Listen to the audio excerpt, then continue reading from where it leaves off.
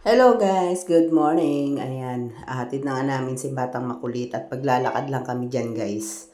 Kasi maagang bumiyay ang aking Jowa Bells. Ayan, naglalakad na kami.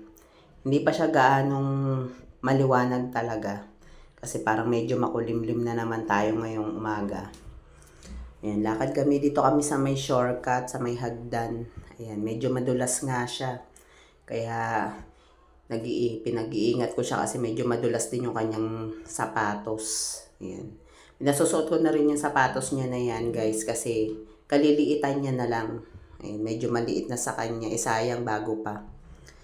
At ayan, syempre pag uwi ko, niluto ko na nga yung kangkong na dala-dala nung aking Jowa Bells kagabi. Sayang din naman kasi siya. At saka matagal na rin kaming hindi nakakapag-ulam ng kangkong na adobo. Ayan. Pinili ko na lang yung medyo hindi pa yung lantang-lanta. Kasi hindi ko na siya ibabad sa tubig kagabi dahil nung dumating yung aking Jowa Bells, nakahiga na ako sa higaan. Kasi parang gabi na rin kasi siya dumating. Kailangan niya mag ano talaga sa biyahe dahil syempre may mga estudyante kami. Pambaon din yon, pangbili namin ng pagkain namin araw-araw. Syempre, ayan. Niluto ko na nga siya, ayan. Nilagyan ko lang siya ng pampalasa, guys. Kangkong lang talaga siya, sibuyas, bawang lang.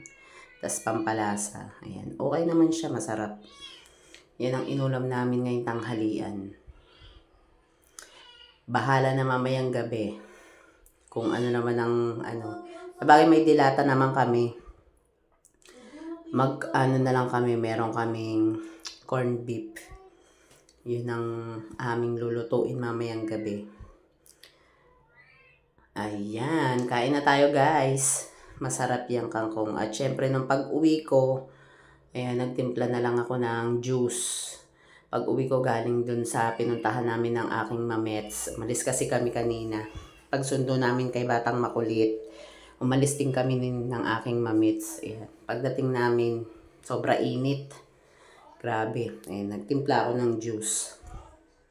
At syempre, nung bandang hapon na, mga nag-uwian na yung aking mga estudyante, nilabahan ko na yung uniform. Kasi isa lang yung uniform ng college kong dalaga. Kasi mahal eh. Mahal yung uniform nila. Maabot din ng 1-2 isang pares.